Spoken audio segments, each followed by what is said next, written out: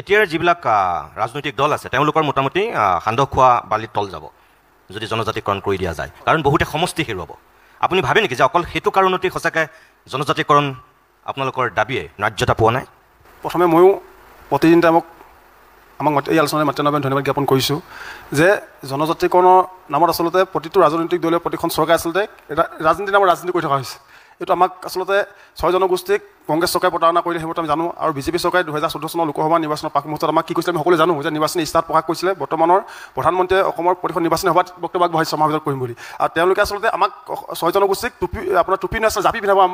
জাপি পিন্ধাইছে স্পষ্ট কথা, আৰু 6 নিৰ্বাচনৰ প্ৰাক মুহূৰ্তত তেওঁলোকে আচলতে এই বৰশীটো পাই আচলতে 6 জনগোষ্ঠী সন্তুষ্ট কৰিব বুলি ভাবিছে। আৰু আমি এবাৰ স্পষ্টভাৱে কৈছোঁ যে যেতিয়া বৰশীত মিছা মাছে যে বৰশী টোপ খায় তেতিয়া আচলতে টোপটো শেষ হৈ যাব কিন্তু মিছা মাছটো নাহে। গতিকে এইবাৰ 6 জনগোষ্ঠী ৰাইজ ইয়াৰ কাৰণে কেতিয়াও আচলতে আশ্বস্ত নহ'ব স্পষ্ট কথা। আমাক যিধৰণৰ প্ৰলোভিত কৰে বিভিন্ন সময়ত এই কথাবোৰ আমি কোনো কাৰণে সহ্য নকৰোঁ। আৰু মূল কথা হৈছে যে তেওঁলোকে আমাৰ ধিয়াজ গলাদাৰ কথা সঁচা কথা যে তেওঁলোকৰ আচলতে গাড়ী যাব বুলি ভয় যে ভৱিষ্যতে আচলতে 6 জনগোষ্ঠী জনজাতিকৰণ কৰিলে যে ভৱিষ্যত আপোনাৰ ST ষ্টেট হ'ব, আৰু ST ষ্টেট হোৱাৰ লগে লগে আচলতে ইয়াত কোনে শাসনৰ গাঁঠি ল'ব এই কথাটো আচলতে স্পষ্ট জল হৈছে। তাৰ কাৰণে আচলতে তেওঁলোকে বিভিন্ন ৰাজনৈতিক কূটকৌশল ৰচনা কৰি আচলতে জনজাতিকৰণ কৰিব নিবিচাৰে। গতিকে আমি আজি আপোনালোকৰ মঞ্চৰ পৰা যে এই চৰকাৰক আমি স্পষ্ট কৰি দিছোঁ যে আমাক যিকোনো মূল্যৰ বিনিময়ত আমি আমাৰ অধিকাৰ আমি আজৰি আনিম। আৰু চাওক যে তেওঁলোকে বিভিন্ন সময়ত বিভিন্ন প্ৰলোভিত কৰিব প্ৰতাৰিত কৰি আমাক বিশ্বাসঘাতকতা বেছি থাকিব নোৱাৰিব। যে বিশ্বত বিভিন্ন আন্দোলনসমূহ আছে কেনেকুৱা পৰ্যায়ত গতি কৰিছে তেওঁলোকেও ভবা উচিত আছে যে সময় থাকোঁতে ভবাটো ভাল যে অসমতো এনেকুৱা পৰ্যায়লৈ যাব। চাওক যেতিয়া বৰ্তমান আমি শাসকপক্ষৰ কথা সময় যে শুনি আছে যে এনেকুৱা যদি 6 জনগোষ্ঠী জনজাতিকৰণ দীৰ্ঘদিনৰ পৰা আচলতে প্ৰতাৰিত হৈ থকা হৈছে, আৰু এই প্ৰতাৰিত 6 জনগোষ্ঠী ৰাইজে খুবৰ উদ্গীৰণ হ'ব এই শাসকক গাড়ীৰ পৰা উফৰাই আচলতে শাসকক বাঘ যে কাঢ়ি ল'বৰ কাৰণে 6 জনগোষ্ঠী ৰাইজে আচলতে কুণ্ঠাপূৰ্ণ কৰিব স্পষ্ট কথা। মই স্বৰূপ গোহাঁইৰ কাষলৈ আহিছোঁ। আপুনি মটকৰ প্ৰতিনিধি হিচাপে যিহেতু আজিৰ আমাৰ এই জনজাতিকৰণৰ বিষয়টোত অংশগ্ৰহণ কৰিছে, আজিৰ দিনতো উজনি অসমত এক প্ৰকাৰ উত্তাল প্ৰতিবাদ হৈ আছে। প্ৰথমতে জনতাৰ সমৰ্থন আদায় কৰিবৰ কাৰণে জনসচেতনতা বৃদ্ধি কৰিবৰ কাৰণে আপোনালোকে চেষ্টা কৰে, তাৰপিছত দাবী ধৰ্ণা আন্দোলন এইবিলাক কৰে, তাৰপিছত আদায় হৈ গৈ। কিন্তু এই জনজাতিকৰণৰ ক্ষেত্ৰত এই শেহতীয়াকৈ যিটো পৰিৱেশ পৰিস্থিতিৰ সূচনা হৈছে, অসমৰ মুখ্যমন্ত্ৰীয়ে সংবাদ মাধ্যমৰ আগত বক্তব্য দিছে যে এনেকুৱা ধৰ্ণা প্ৰতিবাদ আন্দোলন কৰিলে জনজাতিকৰণ নহ'ব, আনকি বিজেপিয়ে যিটো কাম আৰম্ভ কৰিছে সেইটো আৰু পিছুৱাই যাব। বিশেষকৈ মটক আৰু মৰাণসকলে অৰ্থনৈতিক অৱৰোধ আৰম্ভ কৰিছে উজনি অসমত, আৰু মুখ্যমন্ত্ৰীগৰাকীয়ে সেইকাৰণেই চাগে এই বক্তব্যটো দিছে। তাৰমানে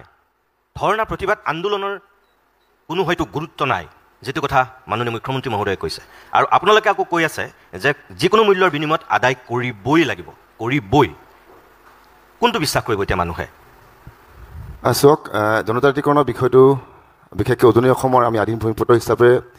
মটক আৰু মৰাণ এই 2টা জনগোষ্ঠীৰ ইতিহাস জড়িত এটা জনগোষ্ঠী, আৰু এই 2টা জনগোষ্ঠীয়ে বিশেষকৈ জনজাতিকৰণৰ নামত বিভিন্ন সময়ত আপোনালোকে দেখিছে আমি ৰাজপথত আমি আন্দোলন কৰিবলগীয়া হৈছে। আমি AGP চৰকাৰকো আমি গালি দিব লাগিব, আমি কংগ্ৰেছ চৰকাৰকো গালি দিব লাগিব, একে প্ৰতিশ্ৰুতি আৰু বৰ্তমান শাসনত থকা এখন BJP চৰকাৰকো আমি গালি দিব লাগিব। আমি অকৰা মটক, আমি অকৰা মৰাণ, আমাক জনজাতিকৰণ লাগে, ক'ৰ পৰা আনি দিব বৰ্তমান মুখ্যমন্ত্ৰীয়ে দায়িত্ব ল'ব লাগিব, কি ফৰ্মুলাত দিব তেখেতে ক'ব লাগিব। তেখেতে বৰ্তমান গাড়ীত বহি আছে, তেখেতে আমাক তেওঁৰ সেই সুবিধাখিনি কৰি দিব লাগিব। আমি একো নাজানো, আমি চিধা কথা, আমি খালুং বুলি ক'লে খালুং, হুলুং বুলি ক'লে হুলুং, লাগে বুলি ক'লে লাগে। আমি অকৰা মটক, আমি অকৰা মৰাণ, ক'ৰ পৰা আনি দিয়ে আমি নাজানো। আমি মংগল গ্ৰহৰ পৰা আনি দিয়া জনজাতিকৰণ, ক'ৰবাত বেলেগ গ্ৰহৰ পৰা আনি দিয়া জনজাতিকৰণ, আমি একো নাজানো। আমাক জনজাতিকৰণ লাগিবই, নহ'লে প্ৰতিবাদ চলি থাকিব। অস্থিৰ হ'ব উজনি অসম, চিধা কথা, তিনিচুকীয়া অস্থিৰ হ'ব, ডিব্ৰুগড় অস্থিৰ হ'ব, আমি একো নাজানো। ধন্যবাদ। মই ডক্টৰ বিকাশ দহোটীয়া, মই বিকাশ দহোটীয়াক আপোনালোকৰ আগত এটা সুকীয়া পৰিচয় দিওঁ। তেখেত বৰ্তমান এগৰাকী চিকিৎসক আৰু মৰাণ ছাত্ৰ সন্থাৰ এসময়ৰ কেন্দ্ৰীয় উপসভাপতি, আৰু মৰাণ জনগোষ্ঠীৰ প্ৰথমগৰাকী চিকিৎসক হোৱা ব্যক্তি। মই ডক্টৰ দহোটীয়া, আপোনালোকে আজিৰ দিনত মৰাণ জনগোষ্ঠীৰ লোকসকলে অৰ্থনৈতিক অৱৰোধ কৰিছে, মই যিটো কথা স্বৰূপ গোহাঁইক ক'লোঁ। আপোনালোকে গোটেই মটক মৰাণ মানুহ ওলাই আহি সেইদিনাখন কি প্ৰতিবাদ কৰিছে আমি দেখিছোঁ, গোটেই অসমৰ মানুহে দেখিছে। উজনি নামনি আপোনাৰ কাষতেই বলোৰাম বৰ্মন বহি আছে, কোচ ৰাজবংশীসকলে নামনিত যেনেকৈ উত্তপ্ত কৰিছে, উজনিতো আপোনালোকৰ নেতৃত্বত এতিয়া যি প্ৰক্ৰিয়া আৰম্ভ হৈছে। সংবিধানৰ 342 ধাৰাত জনজাতিকৰণৰ যিখিনি কথা উল্লেখ আছে, বহুতেই এতিয়া কয় যে এই 6 জনগোষ্ঠীৰ ভিতৰত জনজাতিকৰণ দাবী কৰা বহুতৰ গাত সেই যিখিনি বিধি, যিখিনি নিয়ম আওতা সেয়া নাই, যিটোৰ কাৰণে বহুত অসুবিধা আছে। মৰাণ আৰু মটকৰ ক্ষেত্ৰত যদি মই সোধোঁ আপোনাক, সঁচাকৈ আপোনালোক জনজাতিৰ কাৰণে অযোগ্য নেকি? ধন্যবাদ প্ৰতিদিন টাইমক ইয়ালৈ মাতি অনাৰ কাৰণে। তো বেচিকেলি আপুনি যোনটো কথা সুধিছে, যোনটো government of India, government of Assam, Bharat চৰকাৰে যোনটো 5 ক্ৰাইটেৰিয়া বনাই দিছে, সেই ক্ৰাইটেৰিয়াকেইটা আপুনি সুধিছে যোনটো, কিন্তু আমাৰ চবেই আছে। মই যেতিয়া দিল্লীত, যিহেতু আপুনি ক'লে মই দিল্লীত কাম কৰি আছোঁ, মোৰ দেখিবলৈ ট্ৰাইবেল হয়, কিন্তু চবে are you tribal from Assam, মোৰ ট্ৰাইবেল নহয়, কিন্তু আমি ডিমাণ্ড কৰি আছোঁ ট্ৰাইবেল বুলি। কিন্তু আমাৰ প্ৰতিটো ক্ৰাইটেৰিয়া আছে, আমাৰ যোনটো ট্ৰাইবেলৰ যোনটো 5টাৰ যোনটো হেৰি আছে, বেলেগ বেলেগ থাকিব লাগে। কিন্তু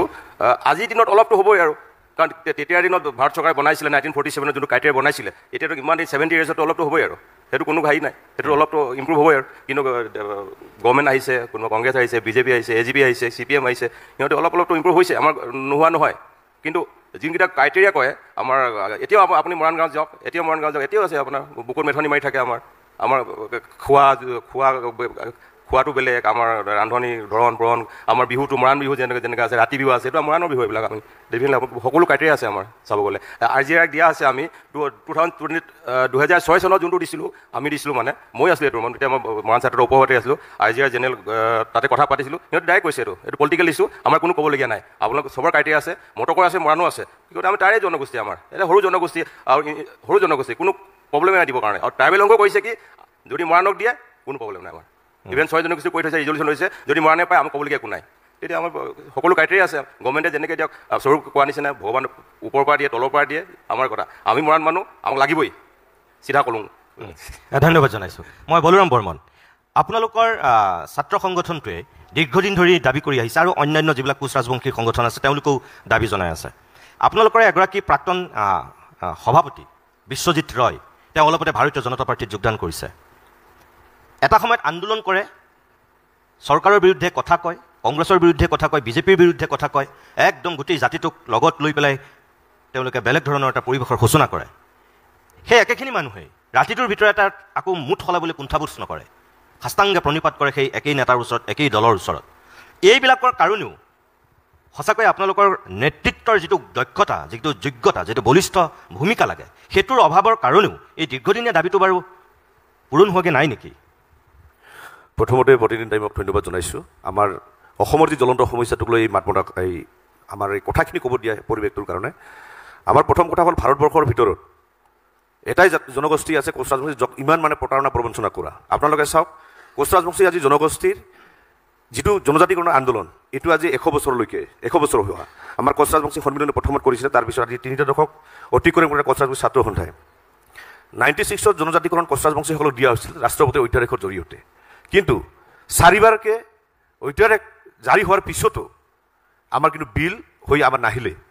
তাৰপিছত যেতিয়া পাৰ্লিয়ামেণ্টত বিল হ'ব লাগে, তেতিয়া পাৰ্লিয়ামেণ্ট চিলেক্ট কমিটিলৈ এইটো পঠাই দিয়া হ'ল, মানে প্ৰতাৰণা প্ৰবঞ্চনা। আৰু কোচ ৰাজবংশীসকলক মই এটা কথা ক'ব বিচাৰিছোঁ আজিৰ এই মঞ্চৰ জৰিয়তে, বৃহত্তৰ যিটো কমতাপুৰ ৰাজ্য আছিলে, তাৰপিছত আমাৰ যি নিপতি আমাৰ লাষ্ট ৰজা আছিল জগদীবন্দ্ৰ নাৰায়ণ ভূবাহাদুৰৰ লগত ভাৰতৰ লগত যেতিয়া চামিলকৰণ কৰা হ'ল, তেতিয়া এখন চুক্তি হৈছিল কোচ ৰাজবংশীসকলক গছ শ্ৰেণীখন ৰাজ্য দিয়া কথা। কিন্তু 3খন বৈদেশিক ৰাষ্ট্ৰৰ লগত থকা মানুহখিনি আছে কোচ ৰাজবংশী, বাংলাদেশ, নেপাল, ভূটান। তাৰ মাজত যি কোচ ৰাজবংশীসকলক লৈ আমাক ভাগ কৰা হ'ল। আজি ভাগ কৰি কি হ'ল, আজি কোচ ৰাজবংশী অধ্যুষিত অঞ্চলবিলাকত বিদেশী চৰণীয়া পথাৰ সজোৱা হ'ল। আজি কোচ ৰাজবংশীসকলক কিন্তু বহুতে আমাক বিদেশী বুলিয়ে ক'ব বিচাৰে। কিয় কৰা হ'ল? আৰু এই 6 জনগোষ্ঠীৰ জনজাতিকৰণ যিটো ইছ্যু, এনেকৈ আমাৰ লাগিছে 6 জনগোষ্ঠী এটা কিবা টোপোলা নেকি, কিবা ধনৰ টোপোলা নেকি, তেনেকুৱা লাগিছে। আজি 6 জনগোষ্ঠী জনজাতিকৰণ কিয় বিচাৰিছে, সেইটো লৈ সকলোৱে আলোচনা কৰাৰ প্ৰয়োজন আছে। আৰু এই সমস্যাটো অসমৰ যি জ্বলন্ত সমস্যা ৰূপে পৰিগণিত হোৱা কাৰণত প্ৰত্যেকটো প্ৰান্ত ৰাইজ আৰু সচেতন সমাজে আগবাঢ়ি আহিব লাগে। কাৰণ 6 জনগোষ্ঠীৰ যদি জনজাতিকৰণ কৰা নহয়, তেতিয়াহ'লে ভৱিষ্যত কিন্তু অসমখন কেতিয়াও সুৰক্ষিত নহ'ব। বিশেষকৈ কোচ ৰাজবংশীসকলৰ আজি অৱস্থা চাওক। আজি আমি কোচ ৰাজবংশীসকল আমি ভাত ভালকৈ খাব নোৱাৰোঁ। যদি আমি ভাত খাই থাকোঁ, পিছফালে আমি ঘূৰি চাব এই কাৰণতে লাগে, আমাৰ গোহালিৰ পৰা গৰুটোক কোনোবাই চুৰ কৰি লৈ যায় নেকি, আই মাতৃ আমাৰ সুৰক্ষিত অৱস্থাত নাই নেকি, তেনেকুৱা এটা পৰিৱেশ আমাৰ বৰ্তমান হৈ আছে। এই যে মানচিত্ৰৰ পৰিৱৰ্তন, তাৰ কাৰণে কোচ ৰাজবংশীসকলক জনজাতিকৰণ কৰাৰ যিটো ইছ্যু, এইটো কোচ ৰাজবংশীসকলৰ ইছ্যু নহয়, এইটো অসমখন বচোৱাৰ কাৰণে অসমক ভাল পোৱা খিলঞ্জীয়া ভূমিপুত্ৰসকলৰ সকলোৰে দায়িত্ব আছে অসমৰ খিলঞ্জীয়া ভূমিপুত্ৰসকলক ৰক্ষণাবেক্ষণ দিয়া। কিন্তু আমি দেখিবলৈ পাইছোঁ প্ৰত্যেকটো ৰাজনৈতিক দলে কেৱল ৰাজনৈতিক মুনাফাৰ মাজত আমাক আবদ্ধ কৰি ৰখা হৈছে 6 জনগোষ্ঠী জনজাতিকৰণ। এইটো যদি কৰি থাকে, তেতিয়াহ'লে ভৱিষ্যত আমাৰ অন্ধকাৰ আছে অসমত। আৰু লোৱাৰ আছাম পাৰ্টত কোচ ৰাজবংশীসকলৰ যি বৰ্তমান দুৰৱস্থা, এই দুৰৱস্থাই কিন্তু লাহে লাহে গৈ আপাৰ আছাম কিন্তু নিষেধ কৰাৰ এটা ষড়যন্ত্ৰ চলি আছে, আৰু ভৱিষ্যত কিন্তু অন্ধকাৰ পথত আহিবই। লগতে মই এটা কথা ক'ব বিচাৰিছোঁ, যেতিয়া কংগ্ৰেছ চৰকাৰ আছিলে বহুতো সময় পাইছিল, তেতিয়া কিন্তু কংগ্ৰেছ চৰকাৰ থকাৰ পিছত আজি জনজাতিকৰণ কৰিব লাগে বুলি তেতিয়া তেখেতসকলে সাৰ নাপালে। বিজেপিয়ে তেতিয়া ৰাজপথত আহিছিল, বোলে 6 জনগোষ্ঠী জনজাতিকৰণ কৰিব লাগে, আন্দোলনো কৰিছিলে। এতিয়া বিজেপি চৰকাৰ আছে, বিজেপি চৰকাৰ ক্ষমতা আছে, এতিয়া বিজেপি চৰকাৰে কামটো কৰিব নিবিচাৰে, এতিয়া কংগ্ৰেছে কৈ আছে 100% কৰিব লাগে। মানে কি কথাটো? সেইকাৰণে আমাৰ এটাই কথা আমি ক'ব বিচাৰিছোঁ, অসমৰ বৌদ্ধিক সমাজ আৰু বিভিন্ন অসমক ভাল পোৱা যিসকল ব্যক্তি আছে, আমি এটা প্লেটফৰ্ম প্ৰস্তুত কৰিব লাগে। আৰু অসমৰ 6 জনগোষ্ঠী জনজাতিকৰণ যি ইছ্যু, এইটো ৰাজনৈতিক ইছ্যু নহয়, অসমৰ জ্বলন্ত সমস্যা যি হয়, এইটো বাস্তৱ ৰূপটো আনি জনজাতিকৰণ কৰাৰ কাৰণে ব্যৱস্থাটো সকলোৱে মিলি কৰাৰ কাৰণে এটা প্ৰস্তাৱ ল'ব লাগে। প্ৰতিনিধি মোৰ পৰিয়ালৰ মুৰব্বীজনকে প্ৰমুখ্য কৰি মই সকলোকে ধন্যবাদ জ্ঞাপন কৰিছোঁ। আৰু তেখেতলোকে যিটো জাতীয় দায়িত্ব আপোনালোকে পালন কৰিলে তাৰ কাৰণে পুনৰবাৰ ধন্যবাদ জ্ঞাপন কৰিছোঁ। ধন্যবাদ। পোনপ্ৰথমে কথাটো হ'ল যে জনজাতিকৰণ অসমৰ 6টা জনগোষ্ঠীক কিয় লাগে? অসম আন্দোলন হ'ল 855 জন শ্বহীদ হ'ল, সশস্ত্ৰ সংগ্ৰাম হ'ল 15,000 ওপৰত শ্বহীদ হ'ল, অসমে ৰিজাল্ট একো নাপালে। বিদেশী সমস্যা অসমত বিদেশী সমস্যা হৈ থাকিল। ভূমিৰ অধিকাৰ, অৰ্থনৈতিক অধিকাৰ, ৰাজনৈতিক অধিকাৰ, সাংস্কৃতিক অধিকাৰ, সকলোবিলাক অধিকাৰ ক্ৰমান্বয়ে থলগিৰি খিলঞ্জীয়া ৰাইজৰ ওচৰৰ পৰা গৈ আছে। আৰু আমি সেইকাৰণে অসমৰ 6টা জনগোষ্ঠীয়ে জনজাতিকৰণৰ মাধ্যমেৰে অসম আৰু অসমীয়াৰ সুৰক্ষিত ভৱিষ্যতটো সুনিশ্চিত কৰিবৰ কাৰণে আমি বিচাৰিছোঁ। কিন্তু পলিটিকেল পাৰ্টিবিলাকে ইয়াক পলিটিকেল মেৰুদণ্ডৰ মাজত ৰাখিব বিচাৰিছে, ৰাজনীতিকৰণ কৰিব বিচাৰিছে। কিন্তু এটা ৰাজনৈতিক ইছ্যু নহয়, এইটো এটা জাতীয় ইছ্যু। আৰু অসমৰ এই জাতীয় ইছ্যুটো যেতিয়া বাস্তৱ ৰূপ পাব, তেতিয়াই অসম আৰু অসমীয়াৰ সুৰক্ষিত ভৱিষ্যতটো সুনিশ্চিত হ'ব। কিন্তু তাকে চৰকাৰে কৰা নাই। নকৰাৰ কাৰণটো হ'ল যে লুণ্ঠনৰ ৰাজনীতি। এই যে আমি কৈ আছোঁ যে সম্পদ মোৰ অধিকাৰ মোৰ, এই শ্লোগানটো বা এই কথাখিনি যাতে অসমীয়া থলগিৰি ৰাইজে ক'ব নোৱাৰে, তেলৰ অধিকাৰ যাতে থলগিৰি খিলঞ্জীয়া ৰাইজৰ ওচৰত থাকিব নালাগে, চাহপাতৰ অধিকাৰ যাতে থলগিৰি খিলঞ্জীয়া ৰাইজে ভোগ কৰিব নোৱাৰে, ভূমিৰ অধিকাৰ যাতে থলগিৰি খিলঞ্জীয়া ৰাইজৰ ওচৰত থাকিব নালাগে, ৰাজনৈতিক অধিকাৰ মই অসমত কোন মুখ্যমন্ত্ৰী হ'ব, কোন আমাৰ বেলেগ মন্ত্ৰী হ'ব, তাৰ অধিকাৰো যাতে থলগিৰি খিলঞ্জীয়া ওচৰত থাকিব নালাগে, তাৰ কাৰণে এই প্ৰচেষ্টাবিলাক কৰা হৈছে। আৰু 6 জনগোষ্ঠীৰ ৰাইজক ইয়াৰ পৰা বঞ্চিত কৰি অসমৰ মানচিত্ৰটো পৰিৱৰ্তন কৰিব বিচাৰিছে। আমি কৈছোঁ যে 6 জনগোষ্ঠীৰ ৰাইজক জনজাতিকৰণৰ মাধ্যমে অসমৰ ৰাজনৈতিক ক্ষমতাটো অসমীয়া ৰাইজৰ ওচৰত থাকক। সেই যদি অসমৰ ৰাইজৰ ওচৰত ৰাজনৈতিক ক্ষমতা থাকে, তেতিয়া অশোক সিংহালৰ দৰে মানুহ ইয়াত মিনিষ্টাৰ হ'ব নোৱাৰে, বদৰুদ্দিনৰ দৰে মানুহ ইয়াত মুখ্যমন্ত্ৰী হ'ব নোৱাৰে। এই কথা বতৰাবিলাকৰ কাৰণে কৈছে ৰাজনৈতিক ক্ষমতাটো থলগিৰি খিলঞ্জীয়া ৰাইজৰ ওচৰত থাকক। কিন্তু অশোক সিংহালৰ দৰে মানুহক ৰঙাডালচিয়া পাৰি দি অসমৰ ভৱিষ্যত নিয়ন্ত্ৰণ কৰিবৰ কাৰণে তেখেতলোকে অসমৰ ৰাজনীতিকৰণটো কৰি আছে। আৰু অসমৰ 6টা জনগোষ্ঠীক জনজাতিকৰণৰ মাধ্যমেদি অসম আৰু অসমীয়াৰ সুৰক্ষিত ভৱিষ্যতটো সুনিশ্চিত কৰিব পৰা নাই। আদানী আম্বানীক হাজাৰ হাজাৰ মাটি দি দিব পাৰিছে। আজি মই মোৰ ঘৰৰ পিছফালে কেঁকুৰা নাঙল লৈ সেই মাটিৰ হাল বাই থকা মাটিকেইটা কাইলৈ মোৰ হয়নে নহয় তাক লৈ থলগিৰি খিলঞ্জীয়া ৰাইজ উদ্বিগ্ন হৈ আছে। কাৰণ কোন সময়ত, কোন ক্ষেত্ৰত, কোনখিনিত যে এই আদানী আম্বানীকে আদি কৰি বহিৰাগত বণিক গোষ্ঠীক মাটিখিনি চমজাই দিব তাৰ কোনো হিচাপ নাইকিয়া হৈছে। গতিকে এই কথা বতৰাবিলাকৰ কাৰণে অসমৰ এই 6টা জনগোষ্ঠীক জনজাতিকৰণৰ ব্যৱস্থাটো কৰা নাই। পলিটিকেল ইয়াত কথা আছে, ইয়াত লুণ্ঠনৰ ৰাজনীতি আছে, অৰ্থনৈতিক স্বাৱলম্বিতাৰ কথা আছে। এই গোটেই কথা বতৰাবিলাকৰ কাৰণে অসমৰ ৰাজনীতি শোষণৰ মাধ্যমেৰে বঞ্চিত কৰি ৰাখিব বিচাৰিছে। কিন্তু ইয়াত ডাঙৰ এটা এজেণ্ডা সোমাই আছে, ইয়াত বিহাইণ্ড দ্য স্কিন এটা ডাঙৰ প্লেনিং আছে। আৰু এই প্লেনিংটো খুব সূক্ষ্মভাৱে দিল্লীৰ পৰা চলি আছে। তেওঁ ডিছপ্লে তাত সহমত দিছে আৰু সহমত দি পেলাই অসমীয়া মানুহখিনি শোষণ আৰু বঞ্চনাৰ কাৰণে ঠেলি দিছে। মই আপোনাক আৰু এটা কথা সুধিছোঁ, এই যে দিল্লীৰ কথা আপুনি এইমাত্ৰ ক'লে, 2019 চনৰ লোকসভা নিৰ্বাচনৰ আগে আগে ৰাজ্যসভাত জনজাতিকৰণৰ সন্দৰ্ভত এখন বিধেয়ক উত্থাপন কৰা হ'ল। আপুনি গম পায়, যতদূৰ সম্ভৱ 2019 চনৰ 8 জানুৱাৰী আছিল লোকসভা নিৰ্বাচনৰ আগে আগে। অসমতো যেতিয়া বলৰাম বৰ্মনে যে কৈছে যে কংগ্ৰেছে কৰিব নোৱাৰা কামটো বিজেপি শাসনলৈ আহি কৰিম বুলি কৈছিল, তেওঁলোকেও আনকি প্ৰতিবাদ কৰিছিল বিজেপিয়েও জনজাতিকৰণক লৈ। 6 মাহত জনজাতিকৰণ কৰা হ'ব বুলি কি কেন্দ্ৰীয় নেতা, কি আমাৰ ৰাজ্যিক নেতাসকল সকলোৱে প্ৰতিশ্ৰুতি দিছিল। সেই 6 মাহটো গৈ এতিয়া কিমান মাহ হ'ল মই হিচাপ নিদিলেও আপুনি জানে। কি লোকসভাৰ নিৰ্বাচন, কি বিধানসভাৰ নিৰ্বাচন, যেতিয়াই আহে জনজাতিকৰণক লৈ আপোনালোকেও সাংঘাতিক প্ৰতিবাদ কৰে গোটেই দল সংগঠনবিলাকে, আৰু নেতাবিলাকেও সেইমতেই ঠিকেই প্ৰতিশ্ৰুতি দিয়ে। এইবাৰো এতিয়া বিধানসভাৰ নিৰ্বাচন আহি আছে। এইবাৰ এতিয়া বৰ্তমানৰ মুখ্যমন্ত্ৰীগৰাকীয়ে কৈছে যে নৱেম্বৰত যিটো কংগ্ৰেছে আগতে লৈ থোৱা প্ৰস্তাৱ আছিল, সেই প্ৰস্তাৱটো এতিয়া ইয়াত পুনৰ বিশ্লেষণ কৰাৰ কাৰণে উত্থাপন কৰা হ'ব। যদি সেইটোৱেই কথা আছিল, সেইটোৰ কাৰণে যদি অসুবিধা হৈছে, তেওঁ তেখেতে নিজেই কৈছে, আপুনি গম পায় যে সেইটোৰ কাৰণে অসুবিধা হৈছে বুলি কৈছে। যদি সেইটোৰ কাৰণে অসুবিধা হৈছে জনজাতিকৰণৰ ক্ষেত্ৰত, সেইখিনি অধ্যয়ন কৰিবৰ কাৰণে কি 10 বছৰ লাগিল নেকি? সেই প্ৰস্তাৱখন আনিবলৈ বিধানসভাত ক'ত অসুবিধা আছিলে ইমান দিনে? নিতুমণি দা, অসমৰ 6টা জনগোষ্ঠীয়ে যে জনজাতিকৰণ পাব লাগে, আমাৰ যে সম্পূৰ্ণ ক্ৰাইটেৰিয়া আছে, anthropology survey of India, register general of India, tribal affairs, কেন্দ্ৰীয় চৰকাৰৰ প্ৰতিটো এজেঞ্চিয়ে পাছ কৰি দিয়াৰ পিছত বিলখন ৰাজ্যসভাত উঠিল। এতিয়াও তাক লৈ প্ৰশ্ন কৰিব নালাগে যে অসমৰ 6টা জনগোষ্ঠীৰ ক্ৰাইটেৰিয়া আছে নে নাই। ক্ৰাইটেৰিয়া ফুলফিল আছে, আৰু সেইকাৰণে গৈ পেলাই বিলখন ৰাজ্যসভাত উঠিল। পাছ নকৰিলে কিয় কৰা নাই? ৰাজনৈতিক কাৰণত কৰা নাই। কিয় নকৰিলে? কিয় দিব বিচৰা নাই? ৰাজনৈতিক কাৰণত দিব বিচৰা নাই। এতিয়া কংগ্ৰেছে কৈ আছে যে আমি 6টা জনগোষ্ঠীক জনজাতিকৰণ কৰাৰ কাৰণে 100% 6 জনগোষ্ঠীৰ ৰাইজৰ লগত আছে। 15 বছৰটো তোমালোকে খালা। 15 বছৰ তোমালোকে খোৱাৰ পাছত তৰুণ গগৈ ডাঙৰীয়া শেষতো কাৰ্যকলাপ কিয় এইটো প্ৰস্তাৱ ল'লা যে এক্সিষ্টিং ট্ৰাইবেলবিলাকৰ কোনো হানি বিঘিনি নোহোৱাকৈ অসমৰ 6টা জনগোষ্ঠীৰ জনজাতিকৰণ দিব পৰা যায়? এইটো মেয়ৰ পাকত তোমালোকে কিয় বন্দী কৰিলা মেয়ৰ পাকত বন্দী কৰাৰ পাছত যেতিয়া বিজেপি আহিলে যেতিয়া আমাক ক'লে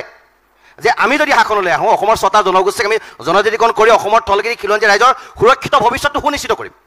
তাৰ কাৰণে থলগিৰি খিলঞ্জীয়া ৰাইজে বিজেপিক ছাপোৰ্ট কৰিলে অকল 6টা জনগোষ্ঠী বুলিয়ে নহয় অসমৰ অসমীয়া বচোৱাৰ স্বাৰ্থত অসমৰ প্ৰতিটো জাতি বৰ্ণ ধৰ্ম নিৰ্বিশেষে তেওঁলোকক ভোট দিলে শাসনলৈ আনিলে আজি তেখেতলোকে কি কৈছে যে তেখেতলোকে একেটা খেলেই খেলিছে তেখেতলোকৰ এই ইছ্যুটো ৰাজনীতি এটা ইছ্যু মেয়ৰ পাছৰ মাজত বন্দী কৰিব বিচাৰিছে যাতে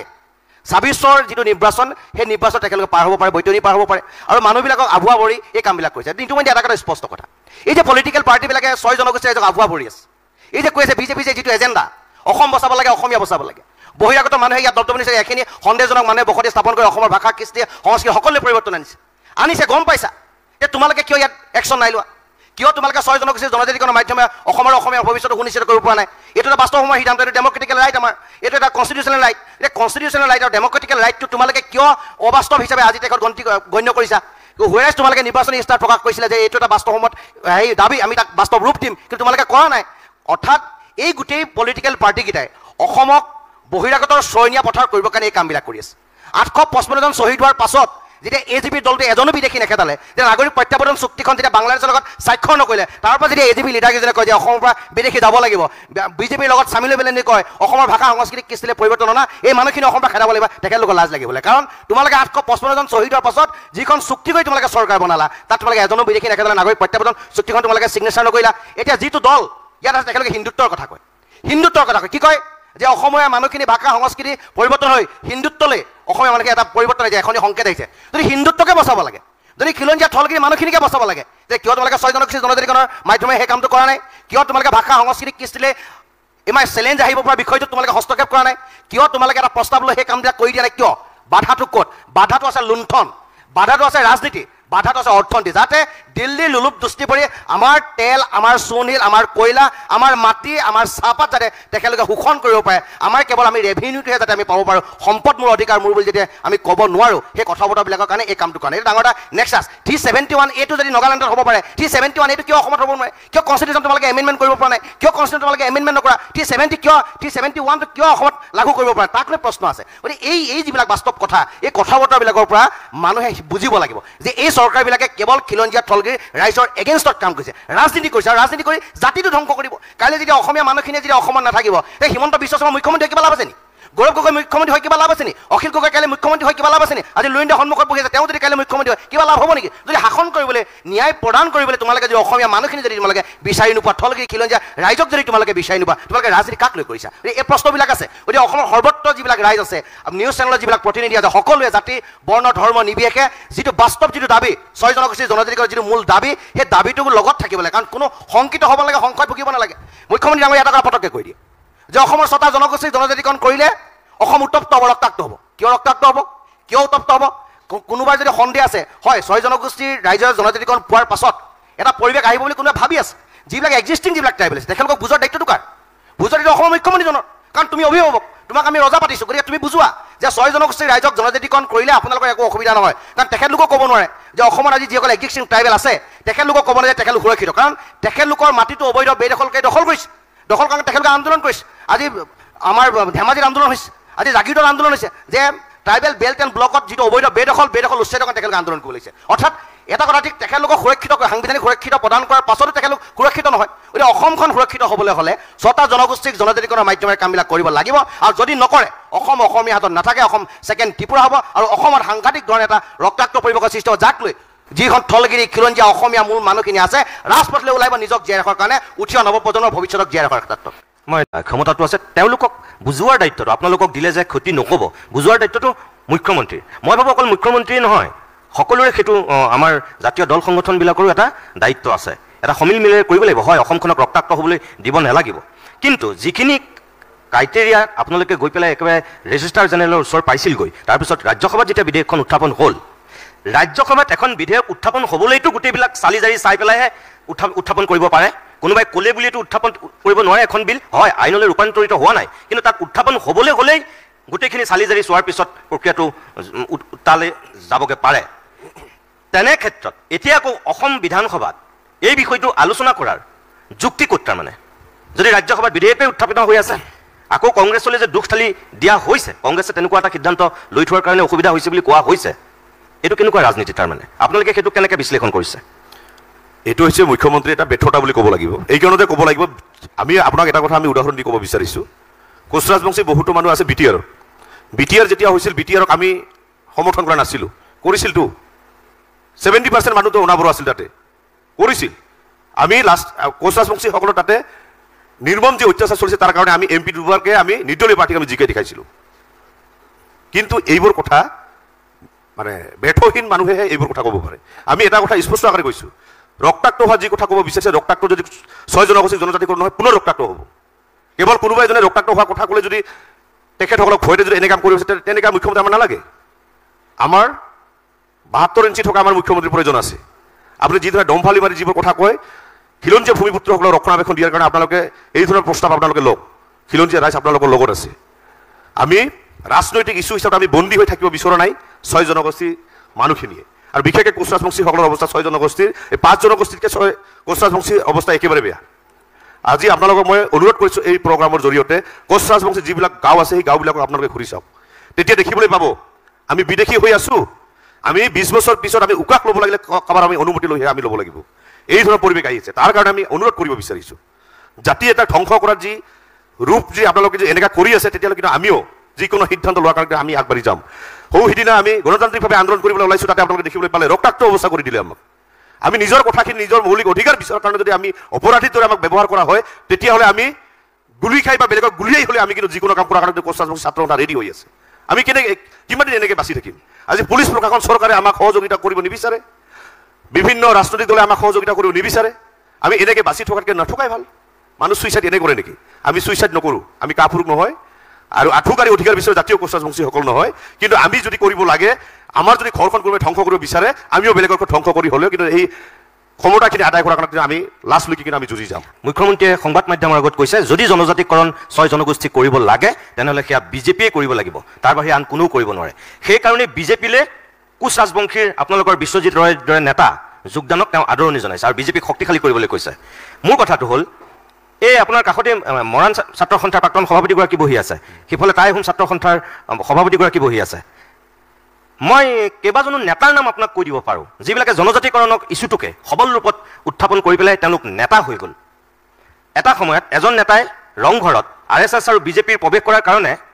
10 লিটাৰমান গাখীৰ লৈ গৈ ৰংঘৰটো ধুই দিছিল এই টাই আহোম ছাত্ৰ সন্থাৰ তেওঁ সভাপতি আছিল তাৰপিছত বৰ বেছি দিন নালাগিল তেওঁ বিজেপিত যোগদান কৰিছে কেইদিনমানৰ পিছতেই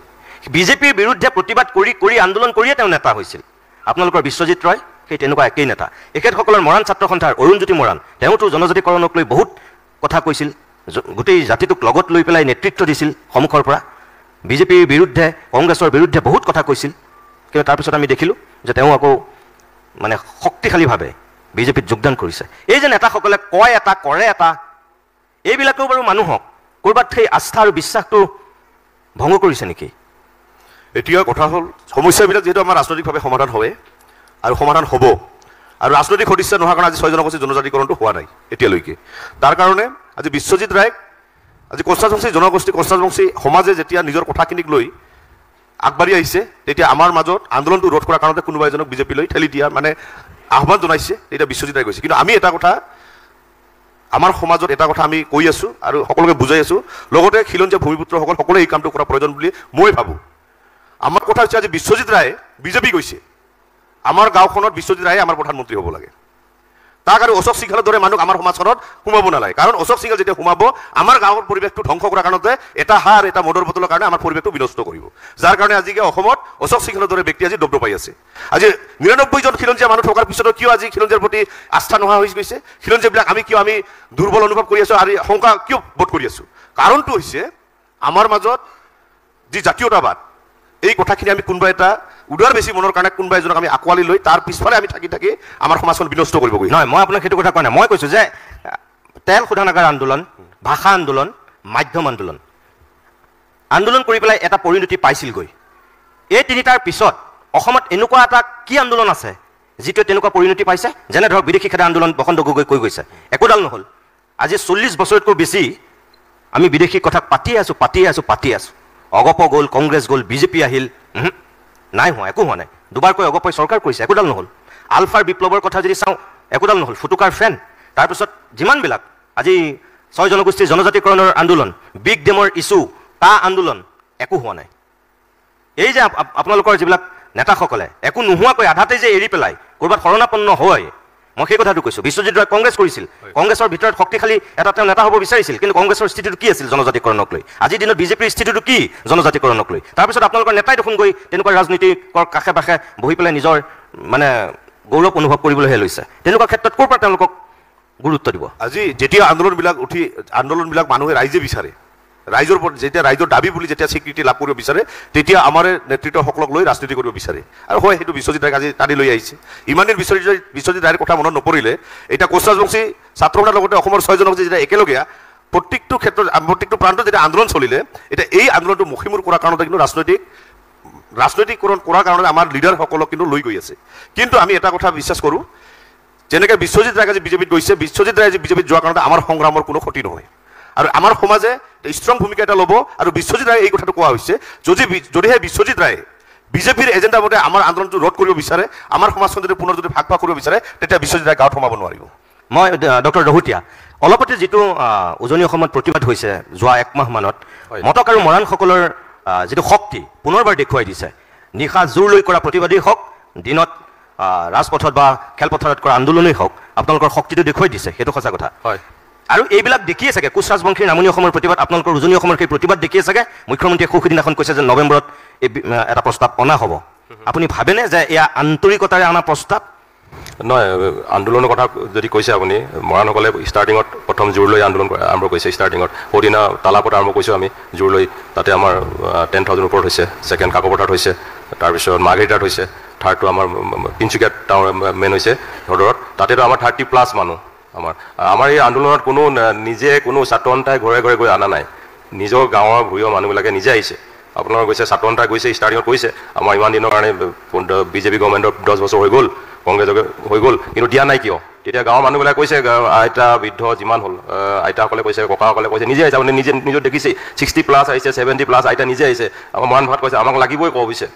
মৰাণ ভাষাত কৈছে আমাক ST লাগিবই কওঁ। এইটো মৰাণ ভাষা হয়, আমাৰ লেংগুৱেজ হয়, আমাৰ মৰাণ লাগিবই। কিন্তু এইটো আমাৰ কোনো হেৰি নহয়। আৰু যোনটো CMৰ কথা কৈছে, মুখ্যমন্ত্ৰীৰ কথা কৈছে আপুনি, নৱেম্বৰ যোনটো ৰিজলিউশ্যন আনিম কৈছে, এইটো এটা পলিটিকেল ইছ্যু। বেচিকেলি মই ভাবোঁ যে 6 জনগোষ্ঠী এইটো এটা ৰাজনৈতিক ইছ্যু হয়। এইটো যদি গভৰ্ণমেণ্টে ভাবে দিম বুলি দিব পাৰে, এইটো কোনো ইছ্যু নহয়, কোনো হ'বই নোৱাৰে। কাৰণ এখন 6 জনগোষ্ঠী বিশেষকৈ এখন অসমক বচোৱাৰ আন্দোলন হয়। এইটো অসমৰ তেখেতে ক'লেই, দাদাহঁতে ক'লেই, কিন্তু এইটো আমি মাইনৰিটি হৈ গৈ আছোঁ। এইটো নিজৰ জাতিৰ কাৰণে বুলি নহয়, মানে এইটো বেচিকেলি 6 জনগোষ্ঠীৰ কাৰণে। আৰু আপুনি ক'লে, তেখেতে সুধিছে কিছুমান লিডাৰ গৈ কোনোবা কংগ্ৰেছত গৈছে, বিজেপিত গৈছে, তেতিয়া আমাৰ মৰাণ জাতি যোনটো আন্দোলন চলিছে, লুই ইণ্ডিয়া পাৰ্টি অসম জাতি পৰিষদৰ মানুহ তাত আন্দোলন কৰি আছে, বিজেপি মানুহ আন্দোলন কৰি আছে, কংগ্ৰেছৰ মানুহ আন্দোলন কৰি আছে। তাত তো জাতিৰ কাৰণে কৈছে, আমাৰ নিজৰ জাতিৰ কাৰণে, তাত কোনো পলিটিকেল পাৰ্টি হেৰি নহয়। আমি কৈছোঁ কি, যোনে যি পাৰ্টি কৰিব, কংগ্ৰেছ কৰিব পাৰে, বিজেপি কৰিব, অসম জাতীয় পৰিষদ কৰিব পাৰে, কিন্তু আমি এক মৰাণ, সেইটো আমি আহিছে। সেইকাৰণে চবেই ওলাই আহিছে, তাত কোনো আমাৰ আহি নাই, পলিটিকেল পাৰ্টি ইছ্যুৱে নাই আমাৰ তাত, নিজে আহিছে আমাৰ। তেতিয়া কৈছিল যে বৰ্তমানৰ যিসকল ট্ৰাইবেল মানুহ আছে, তেওঁলোকৰ ক্ষতি নোহোৱাকৈ কেনেকৈ আমি 6 জনজাতিকৰণ কৰিব পাৰি, তাৰ কাৰণে আমি ব্যৱস্থা গ্ৰহণ কৰিছোঁ। আৰু সেইকাৰণে তেতিয়াই তেওঁ মুখ্যমন্ত্ৰী হোৱাৰ অলপ দিনৰ পিছতেই তেওঁ এখন কেবিনেট উপ সমিতি গঠন কৰি দিছিল। আপুনি চাগে সেইটো সন্দৰ্ভত জ্ঞাত, য'ত মুখ্যমন্ত্ৰী বৰ্তমানৰ হিমন্ত বিশ্ব শৰ্মা তেতিয়া তাৰ অধ্যক্ষৰ দায়িত্বত আছিল। সেই কমিটিখনে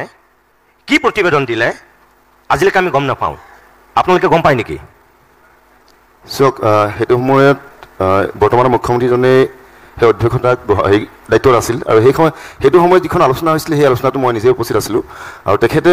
প্ৰতিবেদনৰ নামত আজি 10টা বছৰ অতিক্ৰম কৰিলে। গতিকে কি প্ৰতিবেদন দিলে কেন্দ্ৰীয় চৰকাৰে, আমি সেই কথাখিনি আজিলৈকে আমাৰ জনগোষ্ঠীৰ লোকসকলে নাজানে, আমিও জ্ঞাত নহয়। গতিকে মই ভাবোঁ যে চৰম প্ৰতাৰণা কৰিছে জনগোষ্ঠীকেইটাক। অসমৰ যি ক্ষুদ্ৰ ক্ষুদ্ৰ জনগোষ্ঠীসমূহ আছে, এই জনগোষ্ঠীসমূহক আচলতে এইখন চৰকাৰ নহয়, বিগত সময়ত আমি যদি ঘূৰি যাওঁ, তেনেহ'লে দেখিব আপোনাৰ কংগ্ৰেছ চৰকাৰে আমাক প্ৰতাৰণা কৰিছে, AGP চৰকাৰে আমাক প্ৰতাৰণা কৰিছে। গতিকে আমি কোনো এটা ৰাজনৈতিক দলক আমি বিশ্বাস ল'ব পৰা নাই। আজি আচলতে আমাৰ জনগোষ্ঠীৰ লোকসকলে, গাঁৱত থকা সেই চুকে কাণে থকা জনগোষ্ঠীৰ লোকসকলে গম পাইছে আচলতে জনজাতিকৰণৰ নামত যে আমি কিমান ৰাজপথলৈ ওলাই আহিবলগীয়া হৈছে। আমি বিভিন্ন সময়ত আমি আলোচনা কৰিছোঁ অসম চৰকাৰৰ লগত, আমি কেন্দ্ৰীয় চৰকাৰৰ লগত আমি কেইবালানি আলোচনা কৰিছোঁ, বাৰে বাৰে মিছা প্ৰতিশ্ৰুতি। কেৱল এটা শব্দ আপোনালোকে চবেই গম পায়, লালিপপ। এই 6 জনগোষ্ঠীৰ লিডাৰসকলক, 6 জনগোষ্ঠীৰ লোকসকলে লালিপপৰ কথা কৈ থাকে। এটা খুব ধুনীয়া এটা শব্দ, যিটো শব্দ আপোনালোকে শুনিছে চাগে। এইবাৰ অহা 26 যিহেতু অসমত বিধানসভা নিৰ্বাচন হ'ব, এইবাৰ 6 জনগোষ্ঠীৰ লোকসকলে লালিপপ খুৱাব বিজেপিক, চিধা কথা। এবাৰ ভোটৰ অংকত 6 জনগোষ্ঠীৰ লোকসকলে তেওঁলোকক এহেকণি দিব, যিটো আমি মৰাণ মটকৰ ভাষাত কওঁ এহেকণি বুলি কওঁ। সেইটো আমি ভোটৰ অংকত আমি একনি দিব লাগিব এইখন চৰকাৰক, কাৰণ এইখন চৰকাৰে অসমীয়া জাতি মাটি ভেটি সুৰক্ষাৰ কথা কৈ থকা চৰকাৰ। গতিকে মই ভাবোঁ অসমীয়া জাতিৰ বিৰোধী এখন চৰকাৰ, অসমীয়া জাতিৰ আৱেগ অনুভূতি বুজি নোপোৱা এখন চৰকাৰ। আচলতে কিয়নো ক'ব লাগিব, সেই বনীয়া ব্যৱসায়ীসকলক হাজাৰ হাজাৰ বিঘা মাটি এই খিলঞ্জীয়া ভূমিপুত্ৰসকলৰ বা কাৰি তেওঁলোকক এই নিজৰ ব্যৱসায় প্ৰতিষ্ঠানৰ কাৰণে আবণ্টন দিছে। গতিকে অসমীয়া জাতি কেতিয়া সুৰক্ষিত হ'ব? অসমত থকা ক্ষুদ্ৰ ক্ষুদ্ৰ জাতি সত্তাসমূহ যেতিয়ালৈকে সুৰক্ষিত নহ'ব, তেতিয়ালৈকে অসমীয়া জাতি সুৰক্ষিত নহ'ব, অসমীয়া ভাষা সুৰক্ষিত নহ'ব, অসমীয়া সংস্কৃতি সুৰক্ষিত নহ'ব। গতিকে 6 জনগোষ্ঠীৰ জনজাতিকৰণ এইটো কাৰণে দিব লাগিব, অসমীয়া জাতিটো সুৰক্ষিত কৰিবৰ কাৰণে অসমৰ 6টা জনগোষ্ঠীৰ জনজাতিকৰণ অতি প্ৰয়োজন আছে। নহ'লে আপোনালোকে দেখিব অসমীয়া জাতিটো আদি অনন্ত কাললৈকে অসমীয়া জাতিটো কিন্তু অসমৰ এই ভূমিৰ পৰা কিন্তু হেৰাই যাবলৈ লৈছে। আমাৰ ভাষা বেলেগে আহি বহিৰাগত কোনো লোকসকলে আহি আমাৰ ভাষা কাঢ়ি লৈছে। আমাৰ ব্যৱসায়ৰ ওপৰত মানে বাহিৰৰ পৰা অহা সেই বিদেশী বহিৰাগত লোকসকলে কাঢ়ি নিছে। গতিকে আমি অসমীয়া মানুহখিনি ক'ৰ সুৰক্ষিত হৈ আছোঁ সেই কথা কিন্তু নতুন প্ৰজন্মৰ লোকসকলে বা যিসকল আমাৰ যুৱক যুৱতীসকলে গম পাইছে। গতিকে আমি বহিৰাগত দপদপনি নচলিব, অসমৰ চিধা কথা খিলঞ্জীয়া ভূমিপুত্ৰসকলৰ দপদপনি থাকিব লাগিব। তাৰ বাবে অসমৰ 6টা জনগোষ্ঠীৰ জনজাতিকৰণ পাবই লাগিব। আৰু বিশেষকৈ আমি উজনি অসমৰ এক মিনিট এটা কথা সুধিছোঁ, এই যে প্ৰতিবেদন আপুনি যে ক'লে গম নাপাওঁ বুলি, আপোনালোকে কেতিয়াবা হিমন্ত বিশ্ব শৰ্মাক সেই সন্দৰ্ভত প্ৰশ্ন কৰিছিলে নাই যে আপুনিতো অধ্যক্ষ, আপোনালোকে কি প্ৰতিবেদন প্ৰস্তুত কৰিলে? আপোনালোক 6 জনগোষ্ঠীয়ে কেতিয়াবা তেখেতক সেই সন্দৰ্ভত প্ৰশ্ন কৰিছেনে? চাওক, যোৱা 22 মাৰ্চ তাৰিখে ডিব্ৰুগড়ত আমাৰ মটক জনগোষ্ঠী আটাইকেইটা সংগঠনৰ লগত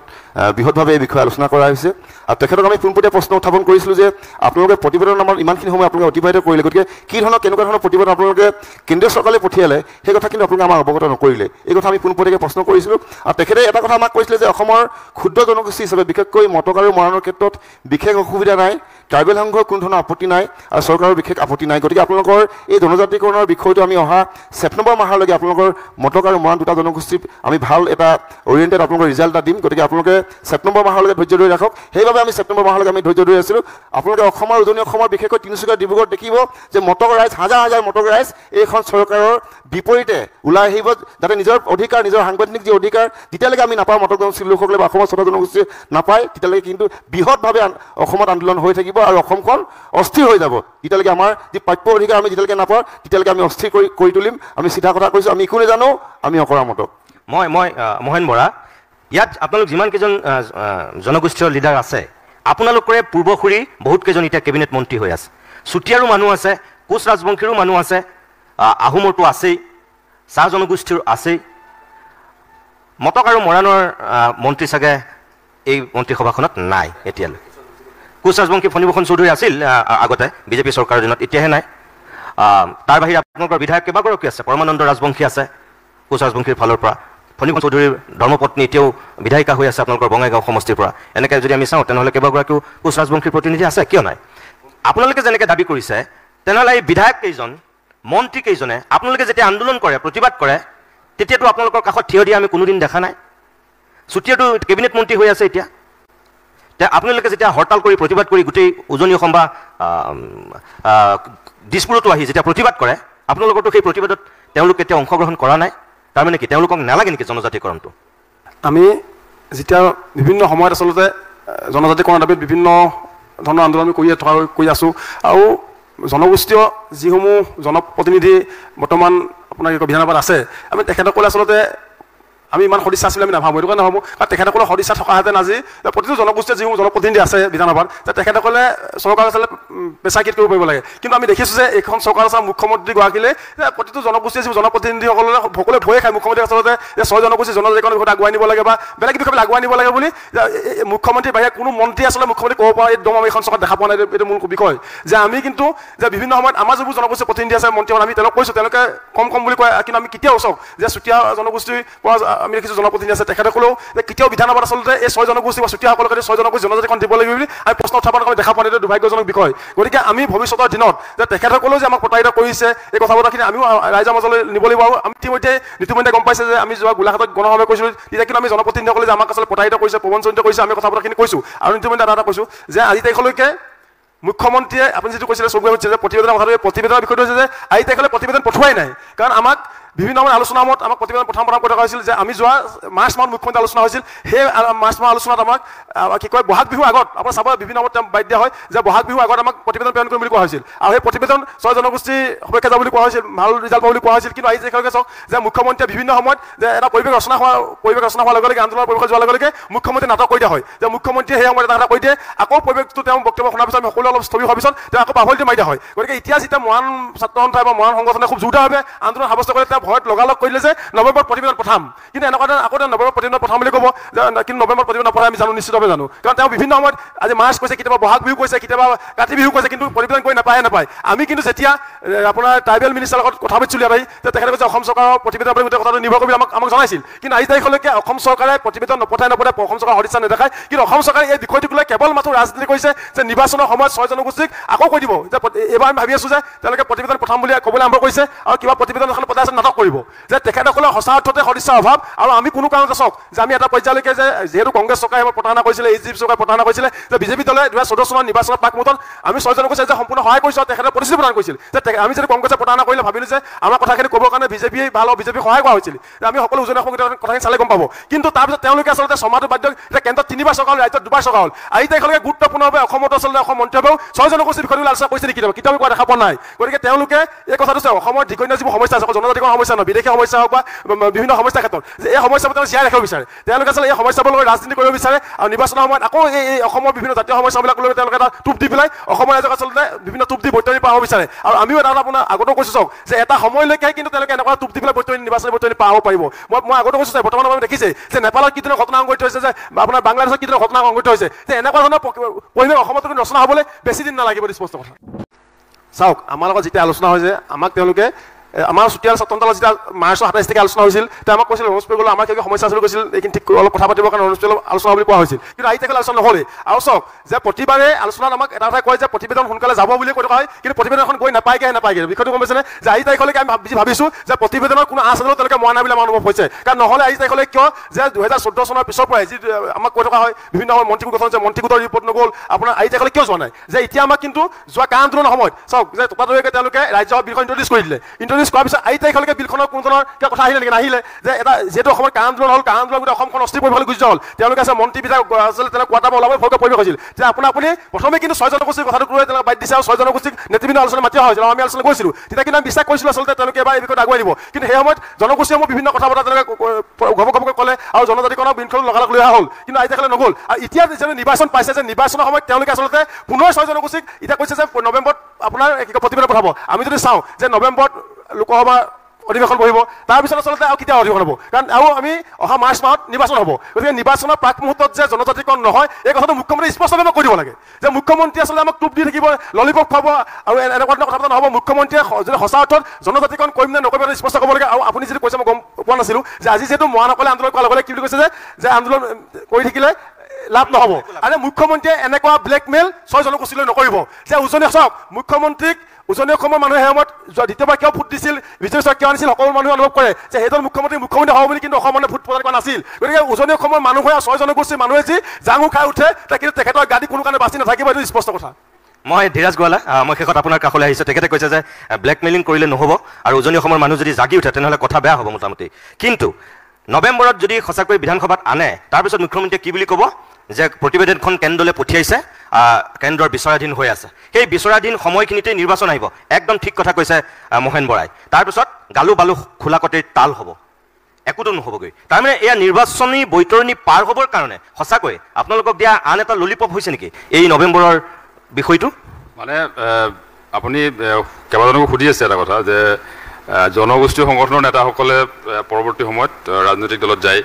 মন্ত্ৰী হৈ মানে তেওঁলোক সাংসদ হৈছে কিন্তু জনজাতিকৰণৰ ইছ্যুটোক আগবঢ়াই লৈ যোৱা নাই 6টা জনগোষ্ঠীৰ ভিতৰত এটা জনগোষ্ঠী টাই আহোমৰ তৰুণ গগৈ ডাঙৰীয়া 15টা বছৰ অসমৰ মুখ্যমন্ত্ৰী আছিল তেওঁৰ দিনতে জনজাতিকৰণ হোৱাৰ আটাইতকৈ বেছি মানে সুবিধাজনক আৰু সুযোগ আছিল কিন্তু এতিয়া গোটেই কথাটো হৈছে কি এই যিবিলাক আপুনি যে কৈছে মন্ত্ৰী যিটো গ্ৰুপ অফ মিনিষ্টাৰ্ছৰ ৰিপৰ্ট এইবিলাক এটা ড্ৰামা হয় এইবিলাক নাটক এইবিলাক আৰু কোনো আপুনি তাতে তেওঁলোকে কিবা প্ৰতিবেদন দিয়ে নে নিদিয়ে সেইটো আচলতে মই ভাবোঁ যে তাৰ কোনো মানে কোনো প্ৰমাণ কাৰো ওচৰত নাই 2019ত আমাৰ প্ৰতিটো জনগোষ্ঠীৰ গোটেইখিনি সংগঠনক লৈ তেতিয়া আমাৰ ইয়াতে হিমন্ত বিশ্ব শৰ্মাৰ অধ্যক্ষতাত ষ্টাফ কলেজত তেতিয়া ডাঙৰকৈ মানে সকলোকে লৈ আলোচনা হৈছিল তেতিয়া সেইটো সময়ত ডক্টৰ হিমন্ত বিশ্ব শৰ্মাৰ লগতে অন্য এজন অন্যতম গ্ৰুপ অফ মিনিষ্টাৰ্ছত আছিলে সেই সময়ৰ মন্ত্ৰী তপন গগৈ ডাঙৰীয়া তেওঁ ছটা জনগোষ্ঠীৰ মাজৰে এজন তেওঁ আছিল প্ৰতিনিধি আছিল এতিয়া এই গোটেই বিষয়টো ছটা জনগোষ্ঠীৰ জনজাতিকৰণৰ গোটেই বিষয়টোক লৈ মানে ৰাজনৈতিক দল হিচাপে যদি আপুনি চাই কংগ্ৰেছৰ সাহস নাছিল ছটা জনগোষ্ঠীক জনজাতিকৰণ কৰি ট্ৰাইবেলসকলৰ যিটো বিৰোধিতা মই ভাবোঁ যে সেইটো একমাত্ৰ কাৰণ নহয় যিটো কৈ থকা হয় যে ট্ৰাইবেল এক্সিষ্টিং ট্ৰাইবেলসকলৰ বিৰোধিতাৰ কাৰণে চৰকাৰখনে কৰিব পৰা নাই নাইবা তাতে এটা নোট লিখি থৈ গ'ল সেইটো সময়ত কংগ্ৰেছে ৰিজলিউশ্যন লওঁতে যে এক্সিষ্টিং যিসকল এছ টি আছে তেওঁলোকৰ কোনো ক্ষতি নোহোৱাকৈ জনজাতিকৰণ কৰিব লাগে কিন্তু এতিয়া মুখ্যমন্ত্ৰীয়ে কৈছে যে সেইসকলৰ ক্ষতি হ'লেও আমি কৰিম এনেকুৱাকৈ কৈছে ক্ষতি হ'লেও আমি কৰিব লাগিব তাৰমানে তেনেকৈ প্ৰস্তাৱ ল'ব লাগিব বুলি কৈছে চাওক যদি কৰিব লাগিছিল কেতিয়াবা কৰিব লাগিছিল কৰিব পাৰিলেহেঁতেন কাৰণ ইয়াৰ আগৰ সৰ্বানন্দ সোণোৱাল মুখ্যমন্ত্ৰী থকা অৱস্থাতো তেখেতে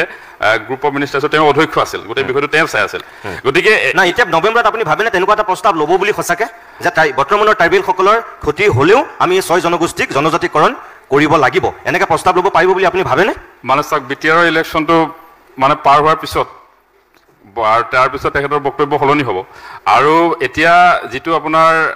ৰিজলিউশ্যন যিটো তেওঁলোকে কৈছে আপুনি চাওক অধ্যক্ষজন কোন হয় ডক্টৰ ৰণোজ পেগু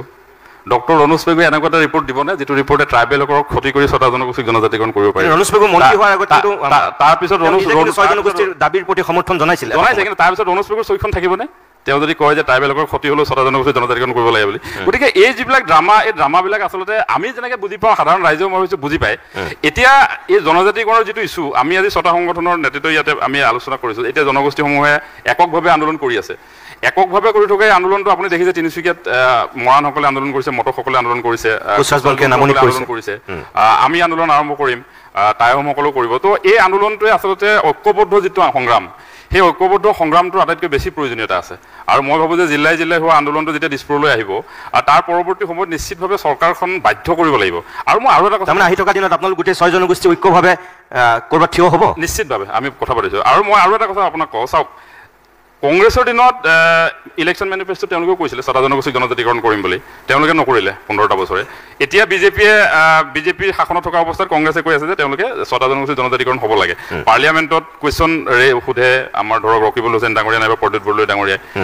কংগ্ৰেছ থকাৰ সময়ত বিজেপিয়ে কুৱেশ্যন সোধে আৰু সেইবিলাক ডাঙৰ ডাঙৰ নিউজ হয় যে এতিয়ালৈকে জনজাতিকৰণৰ কোনো কথা হোৱা নাই মই ভাবোঁ যে বিৰোধী ৰাজনৈতিক যিবিলাক শক্তি থাকে আপুনি কেতিয়াবা শুনিছেনে যে লোকসভাত ছটা জনগোষ্ঠীৰ জনজাতিকৰণক লৈ কোনোবা এজন বিৰোধী সাংসদ সৰব হৈছে কুৱেশ্যনটো সাধাৰণভাৱে জনজাতিকৰণটো কি পৰ্যায়ত আছে এইটো এটা ৰেগুলাৰ সাধাৰণ এটা কুৱেশ্যন প্ৰশ্ন আনিছে বিৰোধী অসমৰ সাংসদে প্ৰশ্ন আনিছে তেতিয়া কেন্দ্ৰীয় জনজাতি মন্ত্ৰীয়ে ক'বলগীয়া হৈছে যে আমি কোনো প্ৰতিবেদনো পোৱা নাই বা এই ধৰণৰ কোনো কামো আগবঢ়া নাই তেনেকুৱা ষ্টেটমেণ্ট পূৰ্বতে দি থৈছে কিন্তু কংগ্ৰেছেও কেতিয়াবা সৰব প্ৰতিবাদ কৰিছে নেকি লোকসভাত ছটা জনগোষ্ঠীক জনজাতিকৰণ কৰিব লাগে বুলি ইমান এটা ডাঙৰ ইছ্যুক লৈ কংগ্ৰেছ দলটোৱে কেতিয়াবা এটা সৰব প্ৰতিবাদ কৰা আপুনি দেখিছে নেকি কেতিয়াও নাই কৰা লোকসভাত আচলতে গোটেই ইছ্যুটোক কংগ্ৰেছ শাসনত থাকিলে কংগ্ৰেছে যি ধৰণে পাৰে টেকল কৰিব বিচাৰে বিজেপি শাসনত থাকিলে বিজেপিয়ে টেকল কৰিব বিচাৰে আৰু আল্টিমেটলি অসমখন যদি জনজাতিৰ ৰাজ্য হয় মই কোৱাৰ দৰে অসমৰ যিটো এতিয়া বৰ্তমানৰ যিটো পলিটিকেল চিনেৰিঅ' সেইটো সাংঘাতিক ধৰণে ডিষ্টাৰ্ব হ'ব আৰু যাৰ কাৰণে অলপ আগতে অশোক সিংঘালৰ কথা ক'লে অকল অশোক সিংঘালে নহয় মুখ্যমন্ত্ৰী হ'ব নোৱাৰিব ডেফিনেটলি মুখ্যমন্ত্ৰীটো ছটা জনগোষ্ঠীৰ মাজৰে এজন হ'ব যদি ছটা জনগোষ্ঠী আৰু যদি সেইটোৱে হয় তেনেহ'লে জনজাতিকৰণ সুদূৰ প্ৰসাৰ মানে অদূৰ ভৱিষ্যতলৈ সুদূৰ পৰাহত হৈ ৰ'ব কেতিয়াও অনন্ত কাললৈ মানে জনজাতিকৰণ নহ'ব তাৰমানে আপোনাৰ কথা মতে নাই মই ভাবিছোঁ কথাবিলাক যেনেকৈ আমি গম পাইছোঁ আপুনি গম পাইছে সৰ্বসাধাৰণ মানুহে গম পাইছে গতিকে সদায়তো আৰু আমাক বুৰ্বক বনাই থাকিব নোৱাৰিব আপাৰ আছামত 42খন বিধানসভা আসন আছে উজনি অসমত আপুনি যদি কয় উজনি অসমৰ 42খন বিধানসভাৰ আসনক আজি তাতে ধৰক ছটা জনগোষ্ঠীৰ গৰিষ্ঠ সংখ্যক মানুহ থাকে ঠিক তেনেকৈ আপুনি লোৱাৰ আছামতো যদি চাই বঙাইগাঁওকে ধৰি এইটো অঞ্চলতো কোচ ৰাজবংশী লোক আছে কুকুৰাঝাৰৰ পৰা আদি কৰি এইটো অঞ্চলত বিশেষভাৱে চাহ জনগোষ্ঠীৰ যিসকল চান্থাল লোক আছে বিভিন্ন গৰিষ্ঠ সংখ্যক লোক আছে আজি BTR 32% বড়োক লৈ BTR গঠন হৈ আছে মই যে কৈছোঁ পলিটিকেল যিটো চিনেৰিঅ' এই চিনেৰিঅ'টো সাংঘাতিক ধৰণে ডিষ্টাৰ্ব হ'ব বুলি কংগ্ৰেছ বিজেপি যিকোনো ৰাষ্ট্ৰীয় দল কোনো ৰাষ্ট্ৰীয় দলে ছটা জনগোষ্ঠীক জনজাতিকৰণ কৰিবলৈ কেতিয়াও সাহস নকৰে মই আপোনাক ক'লোঁ আঞ্চলিকতাবাদী শক্তিয়ে যদি এটা সময়ত উঠি আহি আঞ্চলিকতাবাদী শক্তিয়ে যদি সৰ্বসাধাৰণ ৰাইজক এই কথাটো বুজাব পাৰে তেতিয়া মই ছটা মোৰ সময় শেষ হৈছে মই শেষত বসন্ত গগৈ 1 মিনিটত মই আপোনাক এটা কথা সুধিছোঁ যে এখেতসকলৰ কথাখিনিয়ে যদি বা আপুনি কোৱাৰ ধৰণেই যদি সঁচা তাৰমানে অনন্ত কাললৈ আন্দোলন আৰু আন্দোলন আৰু আন্দোলনেই দেখি থাকিব লাগিব এই বিদেশী ইছ্যুটো যেনেকৈ আজি 40 বছৰ চলি আছে এই জনজাতিকৰণো তাৰমানে আপোনালোকে কোৱা কথাখিনিয়ে যদি সঁচা কাৰোবাৰ যদি ৰাজনৈতিক স্বাৰ্থত এইবিলাক হোৱা নাই তেনেহ'লে এইটো ভৱিষ্যতলৈ নহ'ব তাৰমানে আপোনালোকে আন্দোলন কৰি যাব আৰু একাংশ নেতা বনোৱা কাৰখানাৰ হিচাপে নেতা ওলাই ওলাই গৈ থাকিব সিমানেই হ'ব দাদা তেতিয়া বেছি দুখ লাগে যেতিয়া জনজাতিকৰণৰ ইছ্যুটো কেৱল নেতৃত্বকেন্দ্ৰিক ইছ্যু বুলি যেতিয়া উপস্থাপন কৰা হয় ইছ্যুটো ধীৰাজ গোৱালা ডাঙৰীয়া নহয় ইছ্যুটো মহেনৰ নহয় ইছ্যুটো স্বৰূপৰ নহয় ইছ্যুটো আমাৰ সকলোৰে ইছ্যুটো আপোনাৰো প্ৰতিদিনৰ স্বত্বাধিকাৰীও বা অসমত বসবাস কৰা প্ৰতিটো জাতি জনগোষ্ঠী কাৰণ অসম বাচিলেহে অসমীয়া বাচিব এই যে কোৱা হৈছে যে অসমৰ মুখ্যমন্ত্ৰীজন জনজাতীয় নহ'ব বুলি অসমখন সুৰক্ষিত নহ'ব নেকি প্ৰশ্নটো তাত অহা নাই প্ৰশ্নটো হৈছে যে মোৰ গাঁৱৰ কাষত থকা বাগানখনৰ মালিক ইষ্ট ইণ্ডিয়া কোম্পানীয়ে হৈ থাকিব নে কেলকাতাৰ কোম্পানী হৈ থাকিব নে থলগিৰি খিলঞ্জীয়া ৰাইজ হ'ব মোৰ প্ৰশ্নটো তাত আছে যে ONGCৰ খনন মোৰ শিৱসাগৰত হৈছে অফিচ ডেৰাডুনৰ পৰা হ'ব নে পৰিচালনা গুৱাহাটীৰ পৰা হ'ব প্ৰশ্নটো তাত হৈছে মোৰ প্ৰশ্ন তাতে হৈছে যে মোৰ পিছফালে থকা হাজাৰ হাজাৰ বিঘা কৃষিভূমিত মই খেতি কৰিব পাৰিম নে আদানী আম্বানীয়ে তাত ফেক্টৰী খুলিব পাৰিম প্ৰশ্নটো তাত প্ৰশ্নটো খিলঞ্জীয়াৰ প্ৰশ্নটো সামগ্ৰিক প্ৰশ্নটো জনগোষ্ঠীয় প্ৰশ্ন নহয় আৰু প্ৰশ্নটোক লৈ যিধৰণে অসমত এটা মানে চিনেৰিও ক্ৰিয়েট কৰা হৈছে যে 6 জনগোষ্ঠীৰ নেতাসকলে ইলেকশ্যন অহাৰ লগে লগে আন্দোলন কৰা আন্দোলন 6 জনগোষ্ঠীৰ আন্দোলন নহয় আন্দোলন অসম আৰু অসমীয়াক বচোৱা আন্দোলন তাৰপিছত মই এটা কথা আপোনাক কম বেয়া নাপাব দিনত আন্দোলন কৰে ৰাতি আকৌ সেই নেতাবিলাকে গৈ মনে মনে মন্ত্ৰীৰ লগত গৈ পেলাই চাহ ভাত খাই গৈ আৰু কোনোবাই পেকেট আনে মন্ত্ৰীৰ পৰা বুলি আমি নাজানো শুনা কথা আপুনি বেয়া নাপাব মই আপোনাক কৈছোঁ বা এখেতসকলক কৈছোঁ বুলি মই কোৱা নাই কিন্তু একাংশ তেনেকুৱা মেৰুদণ্ডহীন একাংশ আপোনালোকৰ নেতৃত্বৰ কাৰণে কিন্তু গোটেই জনগোষ্ঠীবিলাকৰ জ্বালা খাই আছে মেৰুদণ্ডহীন চৰকাৰী যিসকল নেতা মেৰুদণ্ডহীন চৰকাৰৰ কাৰণে থলগিৰি খিলঞ্জীয়া ৰাইজ বিপদগামী আৰু মেৰুদণ্ডহীন মুখ্যমন্ত্ৰী মেৰুদণ্ডহীন মন্ত্ৰীবিলাকৰ কাৰণে আৰু যিসকলে আইন প্ৰণয়ন কৰিছে সেইসকলৰ কাৰণে আজি থলগিৰি খিলঞ্জীয়া ৰাজপথলৈ যায় আৰু যিসকল মেৰুদণ্ডহীন নেতাই এই কাম কৰিছোঁ বুলি কৈছে আপোনালোকে ৰাইজক এক্সপ'জ কৰক কৰি দিয়ক যে এইসকলে এইটো কাম কৰিছে কাৰণ বিষয়টো যিহেতু সামগ্ৰিক বিষয়টো যিহেতু অসম আৰু অসমীয়াৰ গতিকে কোনোবা জনগোষ্ঠীয় মানুহ এইটো বিষয় নহয় গতিকে বিষয়টো তেনেকুৱা আৰু যিসকলে বিৰুদ্ধাচৰণ কৰিবলৈ কৈছে যেতিয়া বড়োলেণ্ড দিছিলে তেতিয়া তাত অবড়োসকলক সুধি দিছিলে নেকি অবড়ো 70% অবড়ো সুধিটো বড়োলেণ্ড দিয়া নাছিলে তাতে অবড়োসকলেতো কেতিয়াও এগেইনষ্ট কৰা নাছিলে এতিয়া বড়োসকলৰ সুৰক্ষিত ভৱিষ্যতৰ স্বাৰ্থত ভূমিপুত্ৰ সুৰক্ষিত ভৱিষ্যতৰ স্বাৰ্থত তেখেতলোকক কিবা এটা দিছে ৰাইজে স্বতঃস্ফূৰ্তভাৱে মানি লৈছে কাৰণ সেইটো অসম আৰু অসমীয়াৰ স্বাৰ্থত কৰা কাম ঠিক আছে 6 জনগোষ্ঠীক জনজাতিকৰণ দিব বিষয়টোত কোনোবাই ৰাজনৈতিক মেয়াৰ পাছত বন্দী হৈ আমুকে বিৰুদ্ধাচৰণ কৰিছে তামুকে বিৰুদ্ধাচৰণ কৰিছে এইবিলাক কথা বুমেৰাং কৰি গোটেই পৰিৱেশটো বিনষ্ট কৰিব নালাগে প্ৰশ্নটো হৈছে কনষ্টিটিউচনেল প্ৰশ্নটো হৈছে ডেম'ক্ৰেটিকেল আৰু কুৱেশ্যনটো হৈছে পলিটিকেল গতিকে এই সকলোবিলাক সংমিশ্ৰণভাৱে লগ লাগি যেতিয়া অসমখন সুৰক্ষিত হ'ব তেতিয়াহে আপুনি মই সকলো সুৰক্ষিত হৈ থাকিম গতিকে ইছ্যুটো জাতীয় ইছ্যু গতিকে সকলোৱে এই জাতীয় ইছ্যুটোক বাস্তৱ ৰূপ দিয়াৰ কাৰণে জাতীয় দায়িত্বটো পালন কৰিব লাগে ধন্যবাদ বহুত বহুত ধন্যবাদ জনাইছোঁ 6টাকৈ জনগোষ্ঠীয় সংগঠনৰ 6জন লিডাৰ আমাৰ অতিথি হ'ল মই সকলোকে ধন্যবাদ জনাই আজিৰ এই ছেশ্যনটো ইমানতে সামৰিছোঁ